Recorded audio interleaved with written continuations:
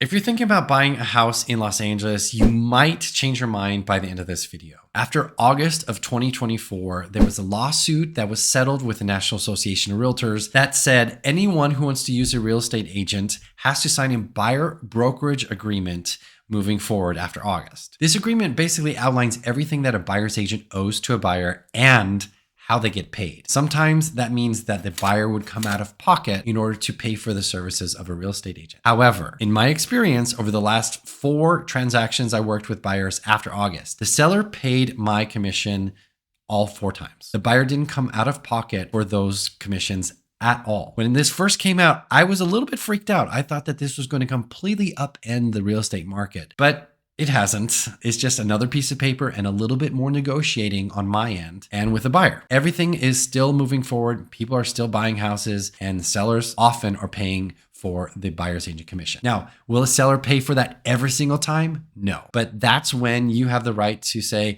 no, we're going to pass on this property because they're not paying for the buyer's agent commission. Don't worry. It is not as big a freak out as people are making it. But if that didn't scare you off, then I want to explain the entire process of buying a home here in the Los Angeles area. I've updated my 2025 buyer's guide. It's in the link down below in the description. Just click on that link and I'll email you over a free copy of this guide. It's a lot of information that I'm going to go over. So if you want to see it written, this is a perfect opportunity. Just click on there and download it. Okay, you've decided to buy a house here in Los Angeles. The first step of the process is to get pre-approved for a mortgage unless you are paying cash. Now, you want to work with a lender who has a good reputation, who delivers on time, and is great and competitive with their rates. If you need a referral for a few good lenders, please let me know. I'm more than happy to connect you with lenders that I trust, that I've worked with in the past. Once you have your pre-approval letter, now it's time to interview agents. I recommend interviewing the agents that you're going to work with because you want to make sure that, first of all, you like the person because you're going to be spending a lot of time with this person. And you want to make sure that they have the experience and the knowledge that you need to make this transaction as smooth as possible. Buying a home is a very complicated process, especially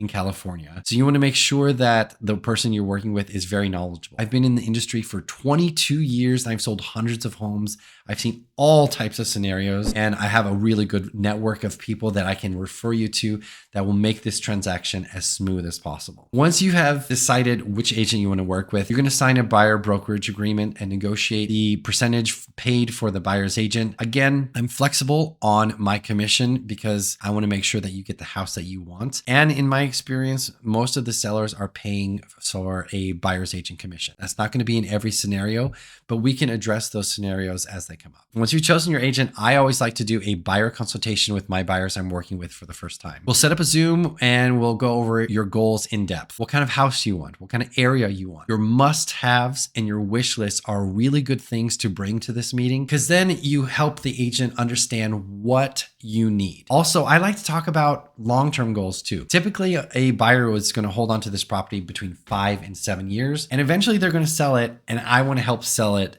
down the road. So I always talk about resale value anytime I'm working with a buyer. I also like to talk about sold statistics when I'm working with a buyer for the first time. This helps us get on the same page. You get to see what has sold with your exact criteria. Are there price reductions? Are there more negotiating? Or are things selling above their asking price? This helps us get on the same page so when we find a property that we do like, we know how to approach it. So now that that is all done, we start looking at properties. Once we find a property that we like and we want to submit an offer on it, I'm going to do research on the comparable sales to make sure that what we're offering is working with the market, meaning we're not overpaying for a property or we're not offering too little and get outbid. This is an important part of the process because we want to make sure that what we're paying for is worth what we're paying. Now, in an offer situation, you're going to have the actual purchase agreement. You're going to have your proof of funds. So if you have a down payment of $200,000, you need to show bank statements of $200,000 to show that you have the proof of funds ready to go for that down payment. And then you're also going to have a pre-approval letter, which is why that is the first step of the process. You do not want to start the home buying process without getting that pre-approval letter and doing a buyer consultation first. Once the seller has reviewed our offer, they'll either accept it, reject it, or counter it. And once we get an accepted offer,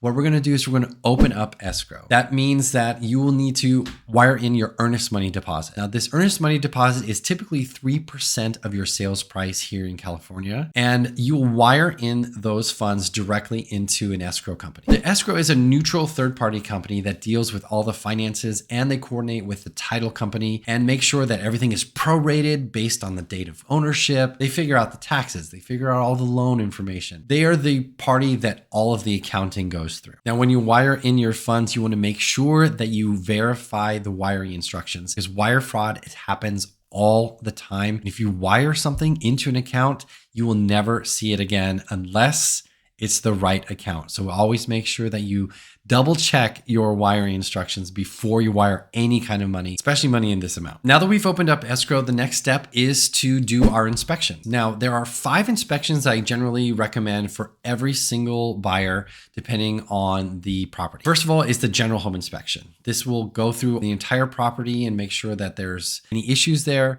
Then they'll refer you to a specialist if they do find something. The sewer is definitely a must. A lot of these homes are 100 years old, and sometimes those sewer lines are also 100 years old. So you want to make sure that you do a sewer inspection. The termite inspection is absolute must. We do have a lot of termites here in California, and you want to make sure that your house is not riddled with termites and falling down. The foundation is a absolute must. A lot of these homes, like I said, are 100 years old. You want to make sure the foundation is absolutely in great shape, because we also have earthquakes here in California. The last one is a chimney inspection if the house has a fireplace. Now, you can do as many inspections as you want to pay for. If you're on hillside construction, I would also recommend doing a survey or environmental study or a structural engineer to come and make sure the house is stable and the land that you're on is stable. Once we get our inspections back, we do what's called request for repairs. Now, this is where you get to negotiate with your seller for those repairs that you found in the general home inspection. In the last 4 transactions I worked with buyers, I was able to negotiate a substantial amount from each of those. One was $20,000, one was $25,000 plus an extra $20,000 in closing costs. Third one was $30,000 off. These are all things that you should negotiate during repair request, because you want to make sure the house is in great shape. Now, some sellers are going to say absolutely not. They'll cancel and put it back on the market, but you have the right to say yes or no if they say, no, we're not going to do any repairs. You will also get your full earnest money back if you're within your inspection period. Once you guys have come to terms with all of the repairs, you're going to also review disclosures from the sellers. These are property specific disclosures. So if they had a leak in 2018, they'll mark that. And then you will see everything that has happened with that property specifically. Also during this period, if you're buying a condo, you will get to review the HOA rules and restrictions of the community and their budget. If they have absolutely no money for repairs, you might want to pass on that.